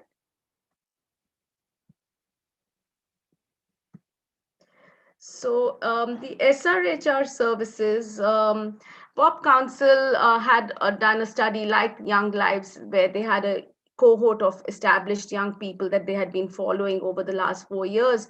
And they also mounted a COVID study to them, and where they found that 11% of non-users or those who were using traditional methods reported the need for modern contraceptives during lockdown. And an additional 19% of respondents tried to access family planning services, but were unable to do so. In the list of needs that women articulated, there was demand for nutrition services, followed by child immunization, because some of them were young married women, and family planning services. More than half of the women in another study that PFI did reported an unmet need for sanitary pads, and only 1/3 of young people confirmed they received IFA during lockdown. A majority of respondents were unaware they could access contraceptives through FLW. Now, all of this to say, these are different studies, different populations, but clearly this is also reinforcing the point that other panelists have made, that SRHR services are essential. They span services to manage fertility, sexual health, menstrual health, and they have to be available both for married and unmarried populations. So if we are discounting the needs of unmarried populations, that is also then and enhancing their vulnerability, because they don't actually know where to go more overtly for these services. Next slide. I also wanted to, I spoke to Manak, who I thought this is very important because this hasn't come up at all. I'm not going to read through all of this, but basically restrictions on mobility and access to peer support groups has adversely affected the mental health of LGBT plus individuals who already grow with feelings of anxiety and isolation. Many of them have not come out to their families, or even if they have, they still constantly operate under family surveillance, and the lack of mobility also actually heightens their vulnerability. They have faced difficulties in accessing healthcare services. In any case, I think they face difficulties in accessing healthcare services, and they've also had to lose or have at higher risk of losing stable sources of income. So I think that for trans and non-binary individuals who experience gender dysphoria, experience bodily changes during puberty without avenue to seek accurate and right affirming information can be traumatic. And I'm saying this because I think we neglect this population so much, but I can just imagine their vulnerability wherever they had safe or access through organizations that were working with these communities. Even that access was broken due to lack of mobility and also lack of access to resources. Lack of privacy and access to right affirming information and support networks has really impacted young LGBT groups now and individuals. Now, the lack of privacy is something that also affects all adolescents, and access to right and affirming information also affects all adolescents. And these are things that sometimes we kind of tend to neglect because education or food or nutrition takes such supremacy. But the fact is, and that is why this intersectionality is constantly important to re-emphasize, which also Manasa did. Next slide, please. So now I'm just moving to a couple of questions that were asked, and I think I have only a couple of minutes left, if you can confirm. Yes, about a minute or two. So I'll go through these slides very quickly. What hindered recovery? I think what I want to only say here is one, that frontline workers were also diverted to COVID work. And the minimal, even the minimal access to nutrition and SRH services that probably could have been available to adolescents was interrupted. And we know that. There was also, while there was high access to information, there was also high access to misinformation through all the ways that adolescents were probably reaching out and seeking information. This is also coupled with the bias that young people are generally perceived as a healthy age group and therefore a low focus for policy or program. Recovery was also hindered definitely by restrictions on mobility and isolation from peer groups, which are very important for adolescents.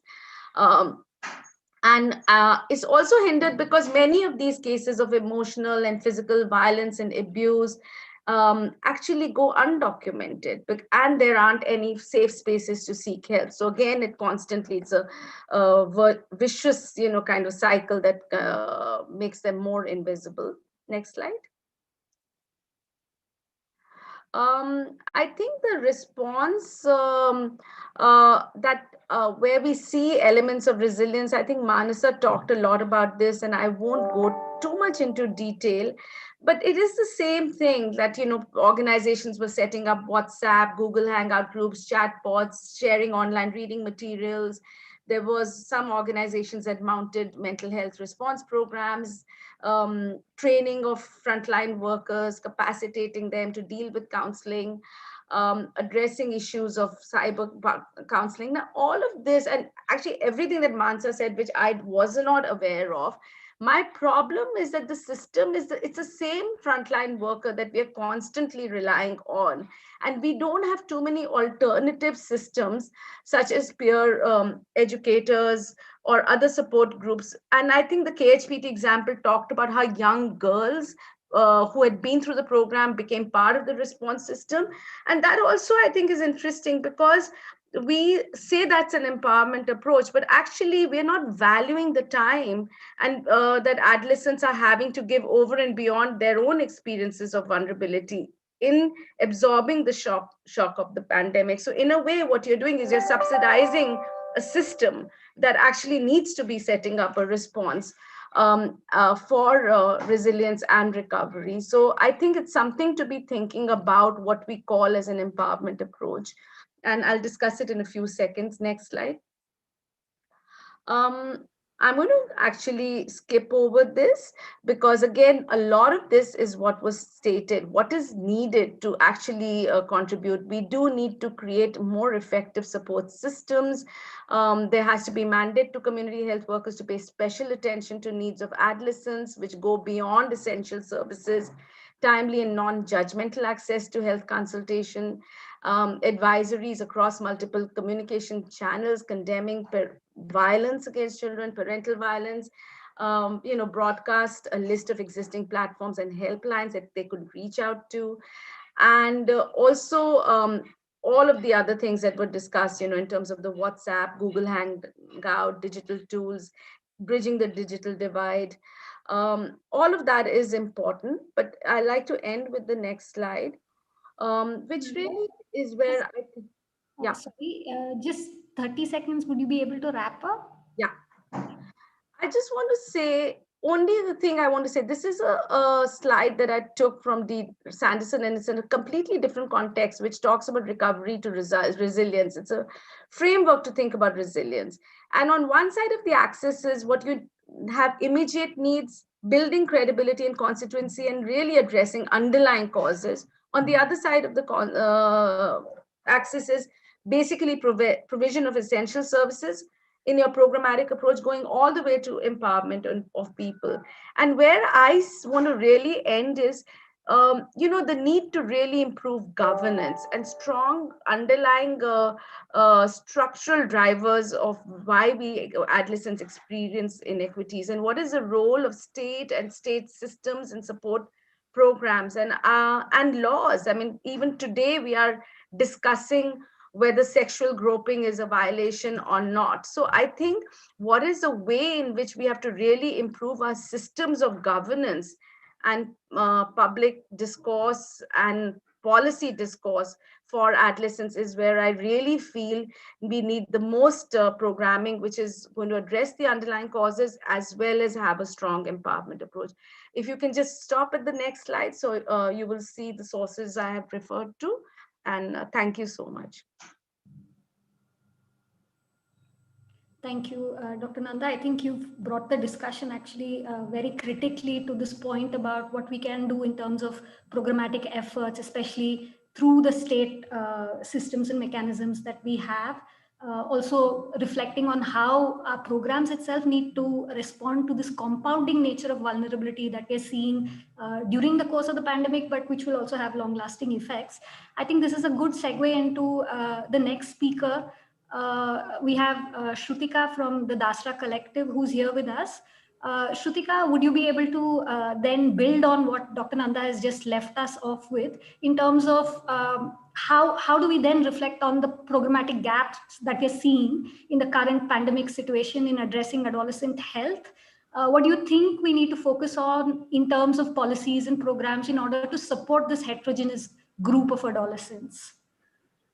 Thank you so much, Maitri. And it's an honor to be sharing this space with our esteemed panelists. I think some great points made by Dr. Renu and Priya. And also great to see, Priya, that you have referenced some of the work that we've done at Dasra. So really great to see some of those points come up as well. I think before I begin, I do want to place that as Dasra at the collaborative, we are a multi-stakeholder platform. So we bring together funders, partner organizations, over the years to focus on the issues of adolescents through innovative funding mechanisms, helping organizations in their journey to scale and institutional building. So much of the insights that I am sharing here today is really from the amazing work that our partners have been doing on the ground and a community of practice. I think as a collaborative, when we began, one of the things we did notice is often funders and stakeholders' approach to adolescents would be on siloed outcomes, such as it would be just around health or only around education. But as Dr. Renu referenced in her talk, that we understand that adolescents have myriad of needs, and how can we best enable programs to focus on comprehensive, holistic needs of our adolescents, so health, education, livelihood, skilling, etc. And so one of the things that in our limited experience that we did try was around this idea of comprehensive programming. So how can we take our programs and have them focus on or the various needs that adolescents face? And I have to be honest to say that while there were a lot of learnings from there, it may not have gone as successfully as we would have wanted. But what we do know is that we have to keep the adolescent voice in the center of the work that we do, and I guess that's the ethos of this comprehensive approach, is to ensure that we are able to take into account what their needs are at the time that they are in the context that they are operating, and then be able to design a lot of our programs and our interventions in that manner. And I think as Ms. Nanda just referred to the misinformation that was happening around COVID, one of the things we tried to do was a campaign where young people were front and center in tackling this misinformation. And so how do we give voice back to the adolescents and give them a platform is sort of the best way to address some of these kind of gaps as well. Another thing that has come forth, and a lot of panelists have sort of spoken about this, is the importance of digital engagement. I think suddenly as COVID struck, a lot of programs, a lot of interventions had to experiment with different forms of digital enablement. Of course, there were the challenges of inclusivity. And I think it's time that we sort of think about how we can proactively solution around it. Because it happened quite suddenly, there were some great innovations also that we were able to see, such as WhatsApp, videos being created, circulated through WhatsApp mechanisms, etc., that adolescents could access. But we all know, and I think Manasa spoke about this as well in the previous panel, is that digital inclusivity still remains a big issue. And so how do we think about what are those pieces that we can quickly scale and ensure that we are bridging some of this gap as well? And I think there are some great interventions on the ground that are happening. We need to provide the space also to have those discussions. There is a lot of evidence, I think, that exists around the importance of keeping young people at the center of programming and policies. A lot of, I think, Satyanarayan's presentation kind of showed how that group of peers and the group of girls were really able to shift the conversation, ensure that the services, etc., were met in that community as well. And I think that's a great example. And there are policies such as RKSK that provides for the space to do that through the peer educator engagement. But just as Dr. Chandra mentioned, that we have that RKSK, is that sanitized version, or on how do we take like a project approach to a more sort of program scale approach. And I think in thinking of that, there is an opportunity there to bring the adolescent voice more clearly into some of these program and policies as well. And one of the things that we think would we really can work is how do we take some of the components of these policies and schemes and one of the pieces, and bring the adolescent along in implementing that, right from thinking about it, designing it, implementing it, monitoring it, etc., instead of the usual burden being shared by the frontline workers. And as pointed earlier also, there's a lot that they are already doing. So how do we give the leadership, give the voice to the adolescents to do some of this? And I think there is a space that's provided in some of these. I think there is an opportunity for us to sharpen that more and to do that more. And so what could be some of those innovative ways in which we could increase the participation of adolescents in some of these policies and schemes? What could be those components that we could take and experiment with? I think are some of those opportunities that do exist. I'll pause here. I know that we have only 5 minutes left for this panel. So in the interest of time, I'll pause here, but happy to take questions, and over to you, Maitreyi. Thanks, Shrutika. I think, again, like many of the panelists have reiterated, you have brought in this very important point about how do we involve adolescents more centrally in our programming, in our policies, and so on. And I think it ties up very well with what Dr. Nanda and Dr. Singh were both pointing to, this diversity of adolescent populations that we don't fully understand when it comes to programming or policies. We still approach them as one category, right? So involving them in this process is probably one way forward. Yeah, we have some limited time for questions. So let me just put a few questions that have come up in our chat. So Dr. Sheetal wants to know from Dr. Renu, now that we've moved into this virtual process of data collection in the light of the pandemic, how do you see research with adolescent groups in the current period? Dr. Renu? Yes, thank you. So I think, we've actually been trying some different ways of reaching out to young people. So of course, telephone surveys are, have become kind of the new normal now for us researchers. But I have to share with you a very interesting methodology we adopted to reach out to young people with disabilities. Now, we were keen to find out how the pandemic was affecting people with disabilities. And of course, we realized that this would not happen unless we had, for example, special educators on our interview as part of the interviewers. We also needed to see our respondents because, there's a lot of them were hearing impaired, using sign language, etc. So we actually employed community people as guides who wore PPE kits. We gave them tablets with Zoom, and enable them to go to homes of the respondents. And we would have the interviewers, the qualitative researchers, and the special educators sitting elsewhere, conducting these interviews, virtually, but through Zoom. So we could look at sign language, they could see us, we could have a better interaction with them. And I think going forward, this is something that we are going to adopt more of. So also a hybrid model kind of thing, which is virtual, but yet not, because telephone interviews worked well when you know the respondent. Just to give you an example, we've done 3 telephone calls, but actually they're not 3 telephone calls, because especially for the young girls and women, we had to each telephone call, which was of a duration of 30 to 40 minutes, had to be broken up into 3 calls.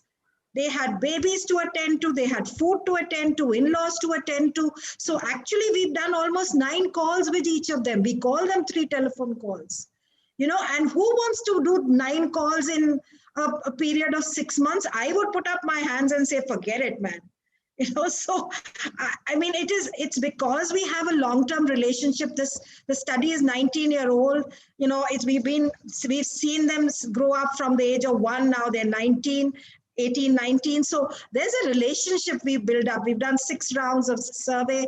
They know us well. Therefore they are putting up with this. But I'm not sure, we are going to be able to get enough valuable information and voices of adolescents if we are not, we do this with unfamiliar respondents and expect them to speak to us for long periods or number of calls. So that's a big challenge going forward. Thanks, Dr. Renu. So there's another question from Shailaja, and maybe Dr. Nanda, you can address this. So Shailaja is pointing to exactly what you said in terms of prioritization of adolescents during this pandemic, when most of our frontline workers have been diverted towards COVID work. In this context, she's asking, are we moving to young adults and more informal community mechanisms supporting adolescent health, WCD, and other program delivery? And I think this really raises also the concern that you've been pointing to about subsidizing health work through adolescent efforts. So maybe you would like to respond to this? Yeah, I think what we have to do is really think of resilience in terms of a connected tissue where community and health systems are connected. And right now, the only connected tissue of this entire system, if we look at it together, firstly, it isn't together, it's very fragmented, is an outreach worker. Poorly paid outreach worker who's actually not even fully valued for her time. So one fight is to really professionalize that cadre. Second is to bring men as cadres so that it doesn't become just a feminized workforce. But third is for young emerging adolescents who are doing the work they're doing, they should be compensated. It could become a professional core of young volunteers who do something for 2 years, and they're part of your pandemic response, or they're part of your adolescent support system from recovery to resilience. You give that mentorship what name it is. I think I heard in one of your Dasra, some organization set up like a fellowship. Call it a fellow, call it a young fellow who helps the government and helps the systems support young people come out of this epidemic, because we are not coming out of this epidemic this year.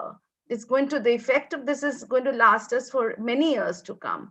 So I think what we need to do is to professionalize it, compensate people, value what they bring, and not call that empowerment just because they're doing it on the dint of their own,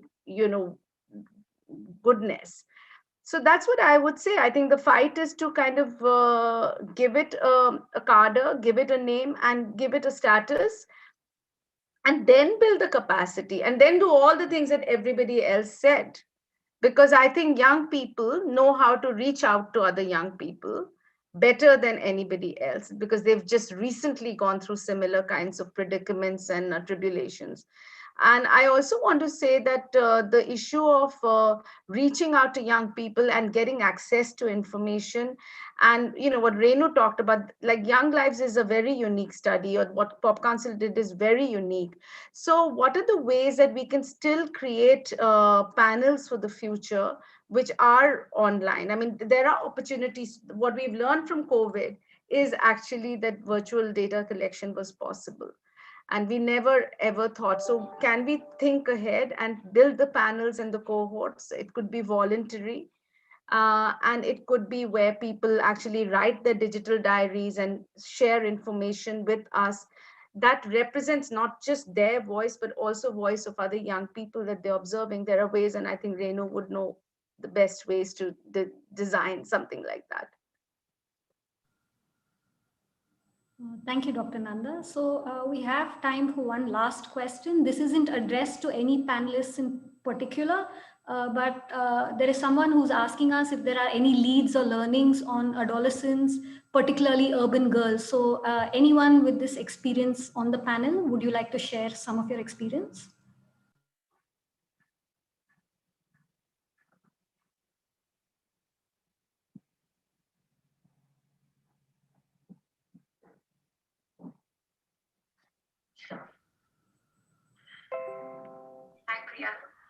Hi, sorry, I was on a panel. I just dropped off a second ago. I think it's already going, but it's okay. No, need to go back to it? No, it's okay. I'm done. Oh, okay. So I guess we should I was thinking just a quick check-in today. So I think, Maitri, I just want to say that one of the findings that, we have, unless Priya, are you speaking? I don't know, Priya's on, I think. Yeah. Okay, right. Okay. So I think very interestingly, since we are a 4-country study, I have to say that the worst situation we found for urban adolescents was in Vietnam.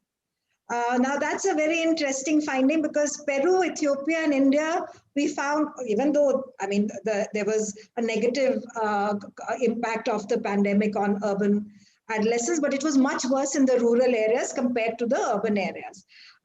In Vietnam, Peru, in India, Peru, and Ethiopia. But Vietnam, for some reason, and I think what I hear from colleagues in Vietnam is that urban households were hit because these were people really involved in trade, and they were doing businesses, small businesses of their own. So they were impacted very adversely, whereas government's support for the rural areas continued as was, and they were not affected. Households were not affected, and poverty levels we did not see, increasing in the rural areas. So I think, when you're asking what is it that we see, I think so each place is going to have a different dynamic is what I'm going to put on the table. And we'll have to look at what has happened. So where I think you're looking at migrant families, of course, urban migrant families would be extremely negatively impacted, and so would adolescents within these families, because not only would they have discontinuation of their education, because we've been in touch with some adolescents who moved out of places like Delhi, moved to their village, and now are not even able to connect virtually with classes. Also, it's a new family arrangement. So you suddenly come into a joint family, moving from a single unit family. You've now moved into a joint family where there are different dynamics, and they have to adjust to that. Just as the adults in their family are adjusting, so must the adolescents. They don't have access to a lot of things which their friends, etc., which they are used to speaking to, which gave them some solace. So I think it's very important to not generalize, but to look at the specifics when we talk of urban and rural as well. Thank you, Dr. Renu. I'm sorry we don't have any more time for further questions, but this was a wonderful panel with a lot of insights for both for program and for research. I'd like to quickly hand over the forum to Mr. Mohan, who is the CEO of KHPT, to deliver the concluding remarks. Sir.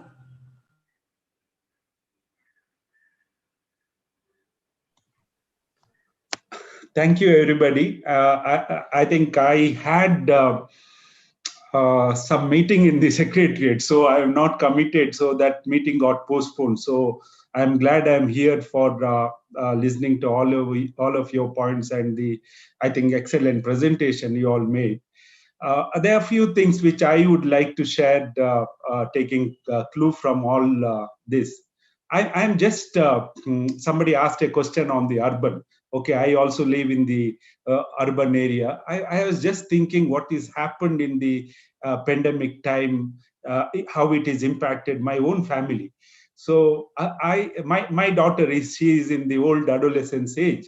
So she was just before pandemic, she was actually almost very clear about what she needs to focus on and what she needs to do. She is doing her internship on that. She completed her degree. And after 6 months of staying at home, her complete priority changes.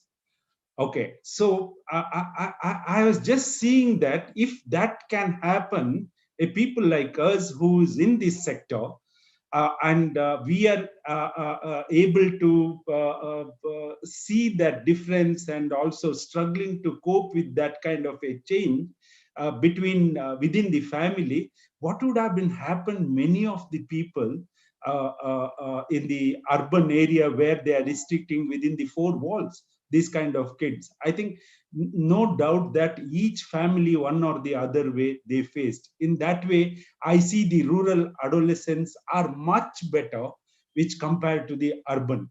So it is both boys and girls. I think that is a live example. So I have not taken her permission to share this, but I just wanted to bring it that people like us face this kind of issues within the family itself.